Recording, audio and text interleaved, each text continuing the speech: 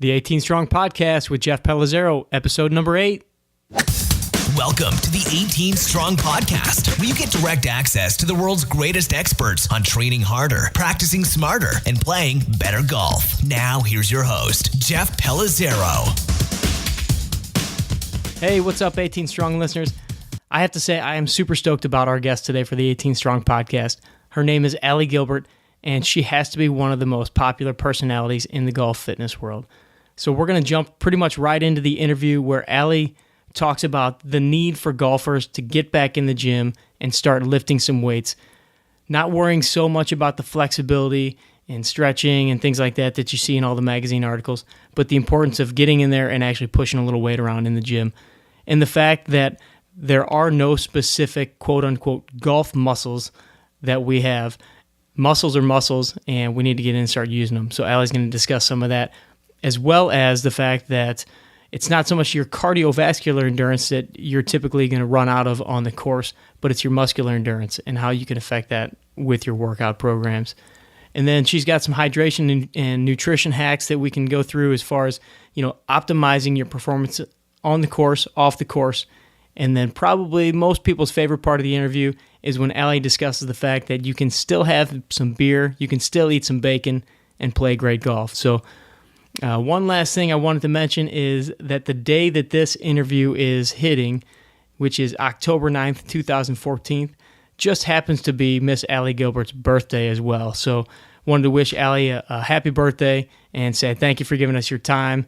I know you're super busy. You've got a lot going on. So thank you to Allie, and let's get into the interview. Hey, everybody. Welcome to the 18 Strong Podcast, where I have a very exciting guest with me today, Allie Gilbert from Greenwich DX Sports Labs, and she's going to be here giving us some insights on some golf fitness, some golf performance stuff, and really just kind of everyday performance as well. So, Allie, welcome to the show. Thanks, Jeff. Hi, guys. And just a little bit of background as far as getting Allie on here. Over the past year or so, being on Twitter, on Facebook, I kept seeing Allie Gilbert popping up everywhere in our golf fitness professionals group, on Twitter, with all these different posts, these pictures, this young, pretty lady with crazy hair here and there, pink dumbbells and kettlebells all over the place. So I was thinking, now this is a personality in the golf fitness world that I got to get on the show. And she agreed when I asked her, so she was kind enough to come on. So once again, thank you very much for coming on, Allie. No problem.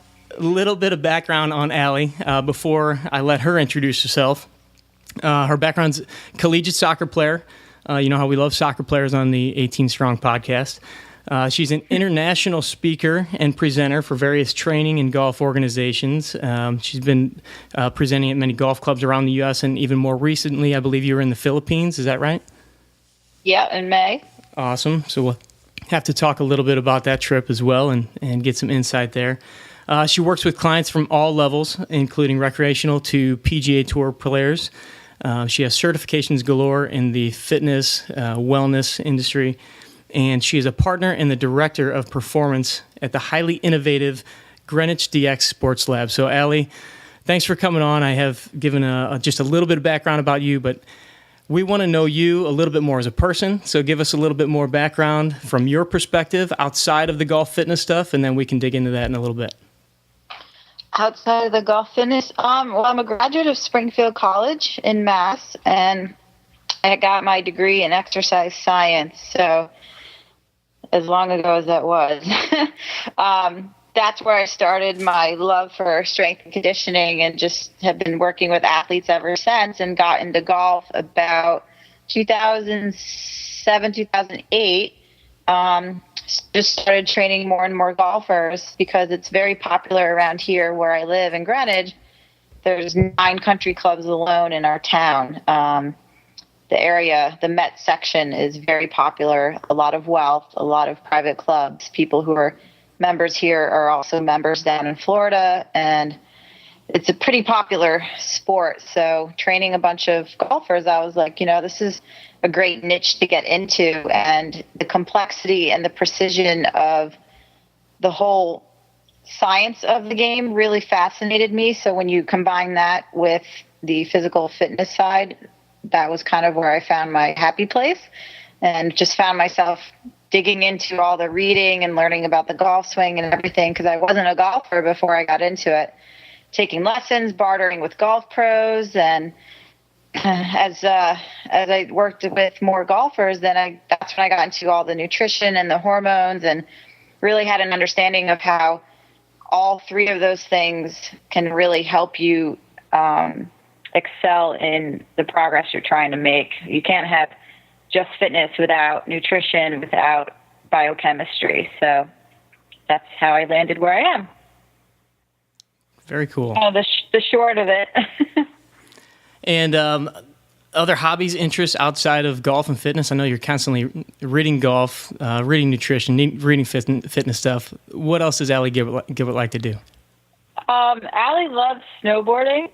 I actually love winter. Everyone hates me around here because when it snows, I'm having a party. So I'm a big snowboarder, and I love going to the gym. I love strength training, and pretty much that's it. Awesome. So I want to get into not at all. I want to get into a little bit. Almost every tweet that I see from you or Facebook post ends with a common hashtag that is golfers who lift. So can you explain a little bit about, where that came from and, what the story is behind that and your philosophies around that? Golfers who lift, I honestly can't remember exactly when I started hashtagging that, but I think it came from, those memes of do you even lift? And that's kind of a hashtag that's popular in every fitness arena. And a lot of golfers are afraid of lifting weights. So I think that's where that came from. And one day I was just like, golfers who lift, and it caught on. And I was like, let me see how this works, and started hashtagging it more. And I actually started really liking it.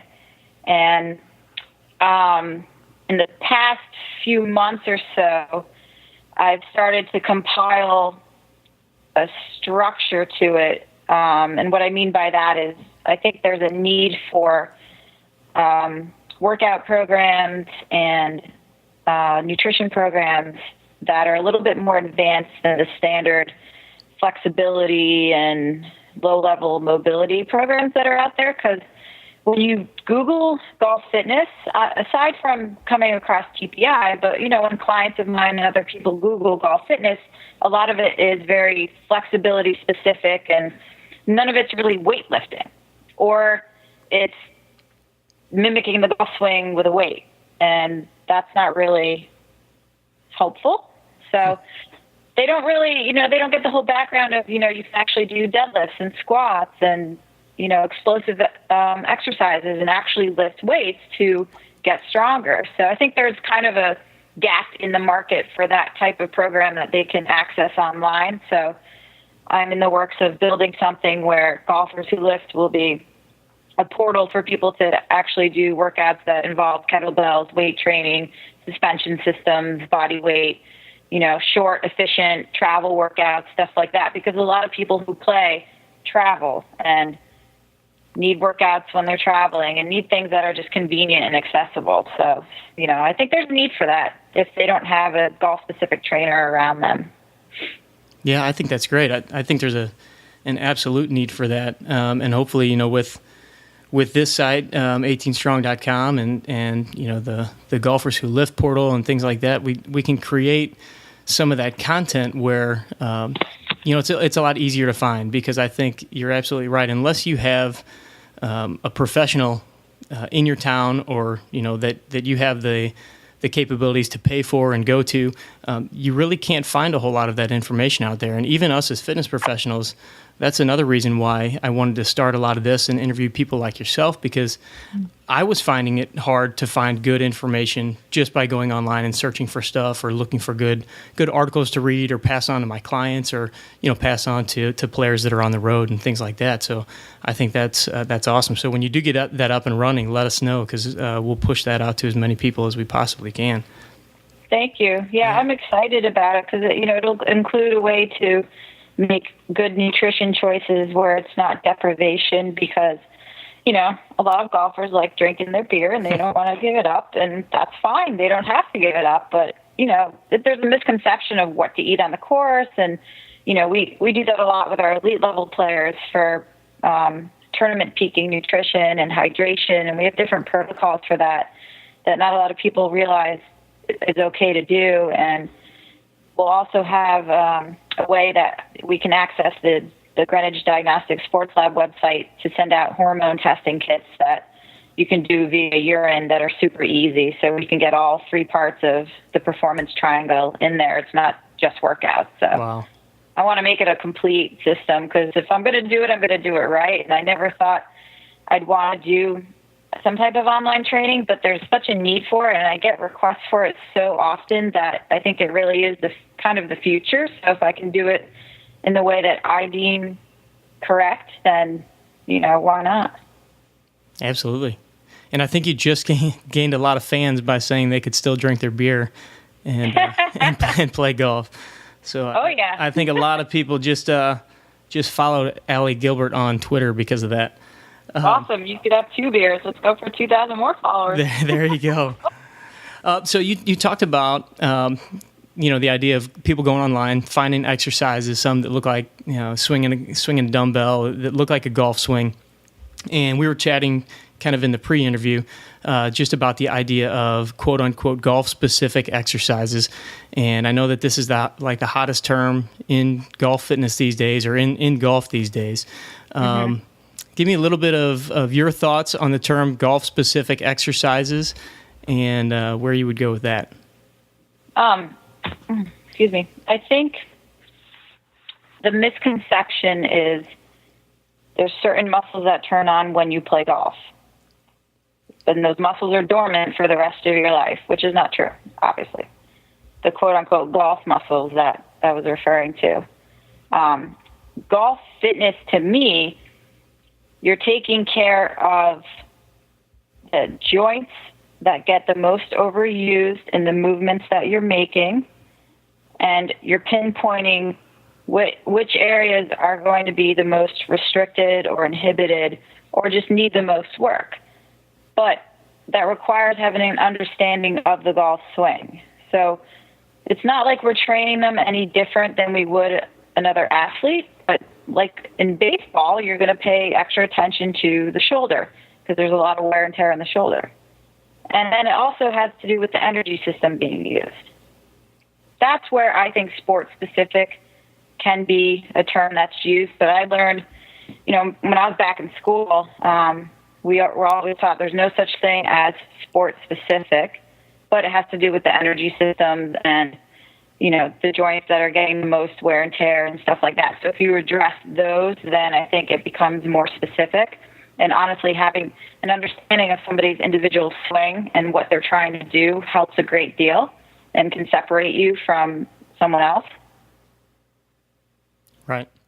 And so when you, just to clarify for our audience, because a lot of them aren't, in the fitness industry, they're not trainers, clarify energy systems for them, and then, how energy systems for a golfer might be different from, maybe a runner or a hockey player or something like that. Sure. So to explain it the easiest way would be, what are they doing the most of? Are they doing more endurance or are they doing more fast explosive? So I like to use the marathon and the sprinter as an example. A sprinter would do much better on 18 holes than a marathon runner. Even though you do need an endurance component to golf, it is a high-intensity intermittent activity. You're walking 18 holes, and the explosive movement, which is the golf swing, that's where you need that short burst of power. That's where you need that sugar. And it's obviously different how many times you need that by golfer, but that compared to the endurance component of a marathon, you need more oxygen-related activity. I'm not doing a good job explaining. No, that's perfect. We need to edit that. I think that we've got so many people that they go to the gym, especially people in the golf world. You mentioned that a lot of our clients, they like their beers, they like to eat, after their rounds and things like that, which we should all enjoy that type of stuff as well. I'm a big fan that, you can't be strict 100% of the time. Right. So when you're in the gym, a lot of times they think, oh, well, I need to restrict my calories and do more cardio. And so, so I'm going to walk 18 holes, and right. They think that that's the endurance that they need. They need 45 minutes on a treadmill or an elliptical or something like that. And when I try to explain to them that you'll be a lot better off with those short bouts of high intensity type stuff, because again, how long does your golf swing take? Not very long right. at all, and that's where you need the power. That's where you need the explosiveness. So, no, you did a great job as far as differentiating the marathoner versus the sprinter. And again, yeah, I agree that the sprinter is much more in the realm of what the golfer needs. Right, and the point that I wanted to make too was that it's not your cardiovascular endurance that's going to fail you on the course. It's going to be your muscular endurance, right. And you can only gain better cardio endurance through weight training. Right. And another thing that I wanted to use your expertise for in helping me explain to both my clients and the listeners here is, the importance of that on-course nutrition and hydration. You kind of mentioned that. What are some of the tricks, or what are some of the things that somebody that has no idea, they go out and they drink a Gatorade at the turn. That's their idea of hydrating on the course. How would you educate that person at just a ground level?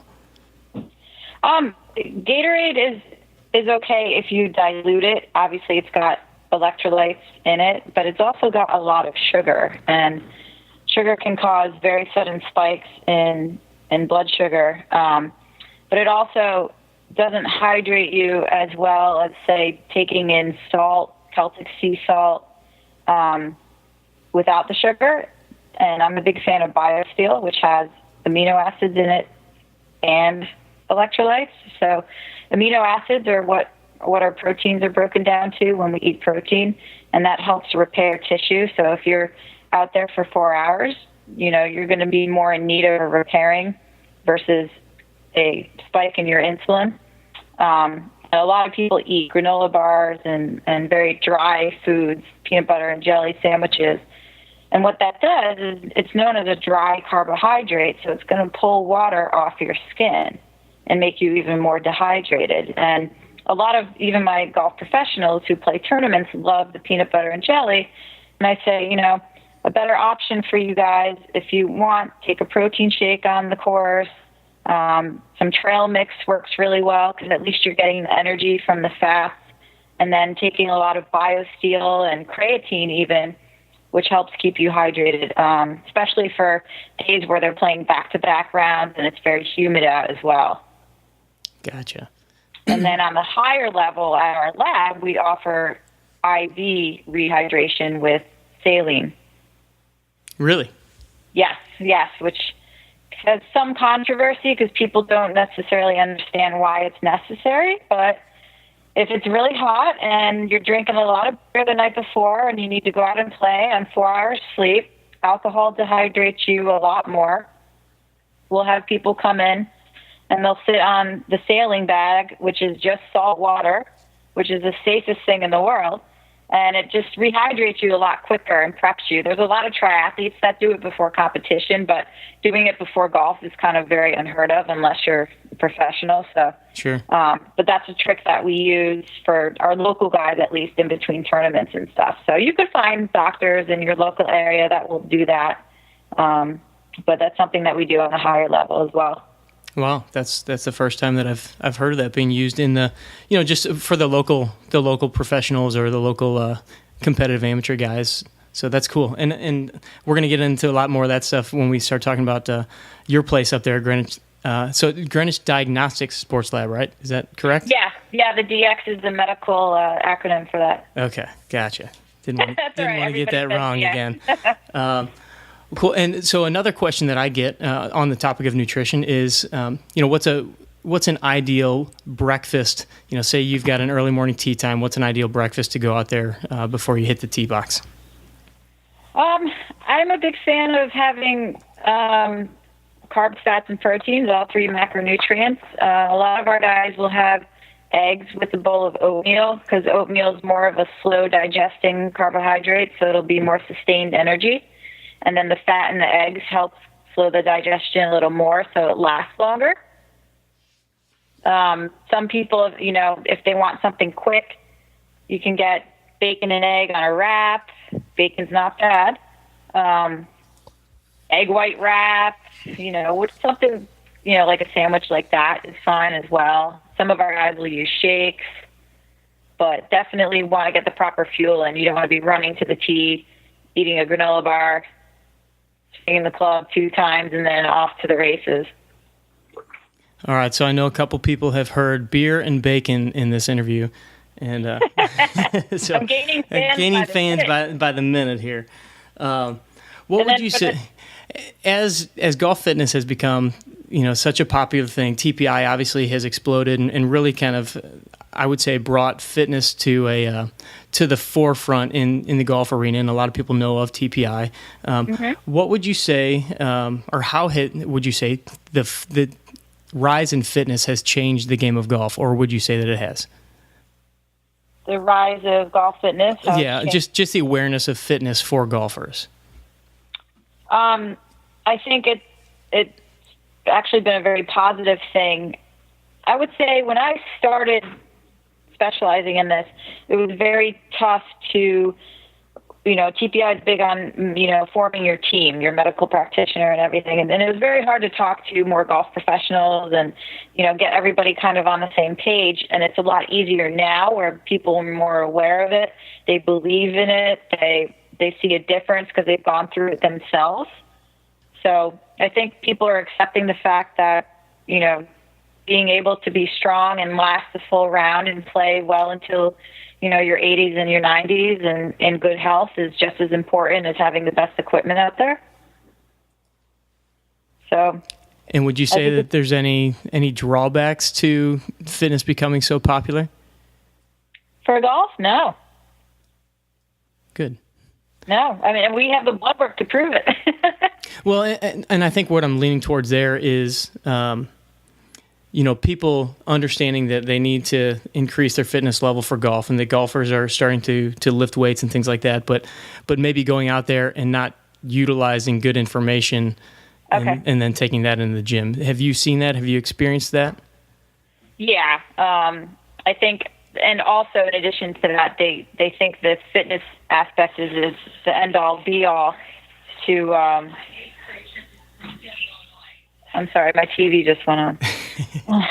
I think that they've come in thinking that the fitness is the last piece of the puzzle and it's going to make their handicap go down to scratch.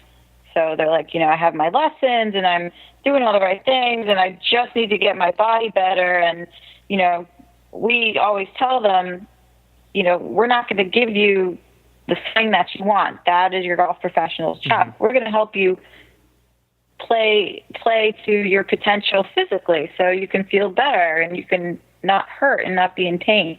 And I think the misinformation that they get is that they need to do a lot of stretching. They need to do a lot of flexibility. And, like we were chatting before, they don't need to do so much weight training because that's going to restrict their motion.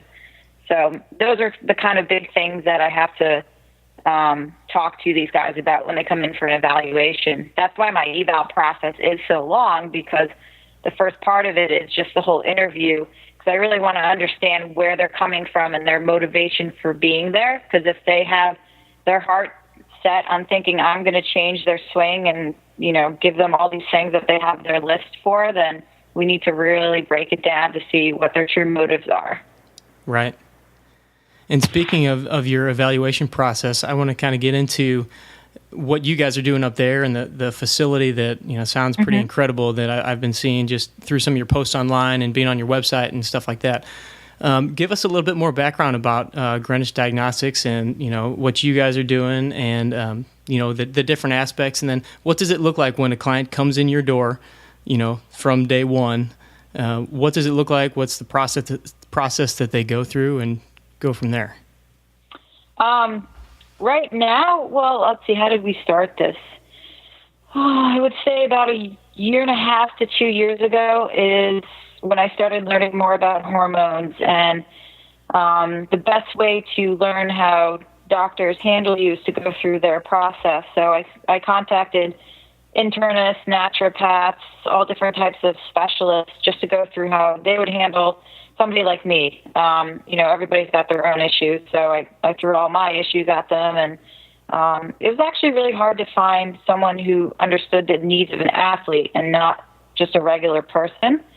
So the big thing is your blood work can come out in range, but the range can be so big and you can still be on the low end and have symptoms. So being dismissed was obviously not something I was enjoying. And I had met Michael in 2012, and we were having a discussion about that same thing. And he said, I just met this doctor, Dr. Murphy in Greenwich. He's really cool. You should meet him, talk to him. And Dr. Murphy is amazing. And he's very young, 36, 37 years old. And he totally gets it and understands athletes very well. And we basically started a circle of referring. Mike was referring a lot of people that he had spoken to at the club he was working at and on Facebook. Same with me, referring a lot of my clients to Murphy. And we were like, we should really create a business out of this because we love doing it so much. We love being the liaison. We were spending so much time setting people up, spending time at the office, learning from Dr. Murphy. So that's when we started creating the website and, the core values that we wanted for our company. And then that was back in January when we launched it. And we are now opening our second location. Wow. With Clay. I think you've seen that post. Mm-hmm. I did. Which is a private gym owned by a golfer, actually. And they approached me back in April, and they wanted to they wanted to have a golf performance program, and they asked me about that, and I told them about the lab because they're about including everything under one roof, and that's where their name, Clay, molding everything together, came from. Love the idea of what we were doing with the lab, so we're opening our lab inside their location, and the scene would look like somebody comes to Clay. We have an indoor valet. They park the car, drop the kids off, come upstairs, and say they're a golfer. They go on the gears unit with Michael, get their evaluation with him. They get their physical assessment with me. They get their blood work done. We have our on-site lab there. And then based on the results of their blood work, we can talk to the chefs that we'll have on staff and say, Sally Smith is intolerant to this, and she's got low this, and she needs more omega-3s, throw in some walnuts, make sure she's got enough protein from this source, tailored the meals specifically to what their body composition goals as well as what their blood work says is. Go and train and say, okay, Sally, you've got very high cortisol, so we're not going to do any fasted training. We're not going to do any really high-intensity stuff first thing in the morning fasted. So we have to ease into this and, basically make it as customizable as possible. Wow. That's pretty impressive stuff.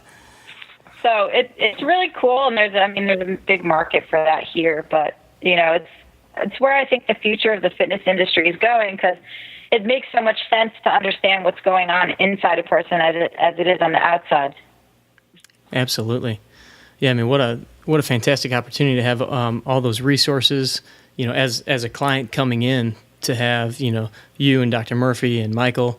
And then, I saw just the intro video for the gears unit that you just got up there, which for those of you that don't know, it's you can probably explain it better than me, but it's like a 3D golf swing analysis, but it's like the Rolls Royce of golf swing, launch monitor, etc. Correct? Yeah, it has 8 cameras, 360 frames per second. It not only gets the body data, it gets the club data as well. And there's only 2, I think, on the East Coast right now. So, this place is very high end, and they want the best of the best.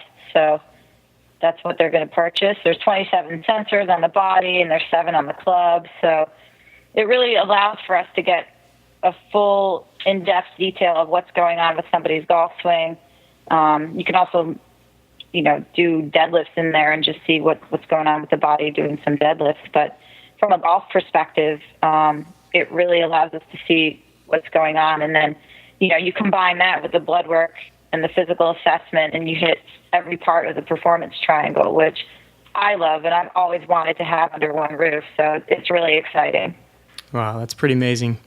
And we'll be keeping up with the progress that you guys are making up there, and keep sharing what you guys are doing, because I think, like you said, this is kind of where it's going, and you guys seem to be ahead of the curve, and I'm really excited to hopefully learn from you guys and keep in touch with you and Michael and the things you guys are doing. Hopefully we can bring a little bit of that to the Midwest and share that with the audience here on 18strong.com and the 18 Strong podcast, and hopefully keep educating everybody out there.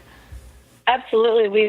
We've partnered with a few places in the Midwest already, and I think we're in the middle of setting up more of an online portal system so we can work more remotely with people and reach more people, because, as trainers, we just want to train. So we want our medical people to just do their job, and the golf pros just do their job. So it's a lot easier to send somebody somewhere where they're going to get the proper blood work and their doctor is going to understand what to do with it. This way you don't have to spend time researching somebody and trying to find a place to send them, and they come back with 4 different blood tests that tells you nothing. So it's a lot of work, but it's fun. Yeah, sounds great. All right, before we close out, I got to ask you, how's your golf game these days? I have not played once this year yet, sadly. It's been such a busy summer, so I don't mind because of that, but I lied. I played in February down in Florida after the PGA show. So I'm playing at around 16, 17 right now, which is, good for me. I've been playing for about 6 years. So nice. Yeah. Cool. I'm kind of in the same boat as you. I didn't grow up playing. I just started kind of when I got into the golf fitness arena, and so I hack it around here and there. But with the 3 kids and a performance studio and things like that, I understand how it's a little hard to get out. I think I've gotten four total rounds this year, so right in the same boat with you. Need more hours in the day. Exactly. And lastly, are you going to be at the World Golf Fitness Summit this year? I think so. I plan on it. Yeah, I just haven't booked my flight or anything. All right. Well, hopefully I'll get a chance to actually meet you in person out there, and we can chat a little bit more. Yeah, that's the best part. I love connecting with everybody online at those things. Yeah. All right. Before we let you go, any last pieces of advice, action steps that the people listening can take tomorrow from Allie Gilbert to either increase their fitness level or just something they can do to improve what they're doing outside of their golf game? Not to be afraid of lifting weights. Make sure you get enough sleep. Make sure you eat enough protein, and you can still drink your beer and have your bacon. Nice. And Allie, where can the listeners find you and what you guys are doing? Our website is gdxslab.com. They can find me on Facebook, facebook.com/AllieGFit, and on Twitter, AllieGFit9. Awesome. And we'll have all that stuff linked up in the show notes page for the podcast here. So you guys go ahead and get on the show notes, follow Allie.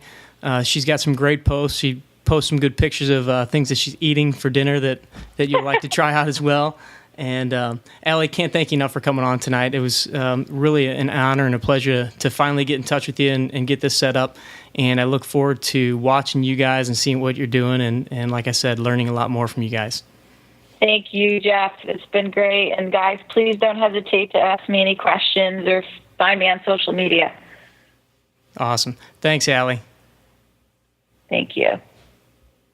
All right. As you guys can see, Allie is a super busy lady. She's got a lot going on. They just announced that they're opening their 4th location of the Greenwich Diagnostic Sports Lab. So congratulations to you guys up there. And I just want to say thanks again to Allie for coming on the show. And to recap a little bit, remember, make sure you're getting enough sleep. Make sure you're staying hydrated on the course. You're eating enough protein in your diet. And don't be afraid to lift weights. And of course, in the words of Allie Gilbert, you can still have some beer and bacon and play excellent golf. So I want to thank you guys for joining us once again on the 18 Strong podcast. Don't forget, follow me on Twitter. Say, hey, what's up? Shoot me any questions you have, who you want to get on the show, so I know what we can do to make this show better for you guys. Check us out on our Facebook page. We're always putting up new articles, putting up these podcasts. And please, please, please be kind and share them if you feel like somebody that you know would benefit from listening to what we have to say, to the fitness professionals, all the different people that we bring on the show, and the different articles that we have. And lastly, once again, happy birthday to Allie Gilbert. Please go on her Facebook page, her Twitter page, which will all be linked up in the show notes. I've got links to everything from the Sports Lab to the Clay Institute, all that stuff. Throw out a hashtag, Golfers Who Lift, and if you don't mind, throw us one too, hashtag 18Strong. Thanks again for listening. We'll check you later. Thanks for listening to the 18 Strong podcast at www.18strong.com. And remember, train hard, practice smart, and play better golf.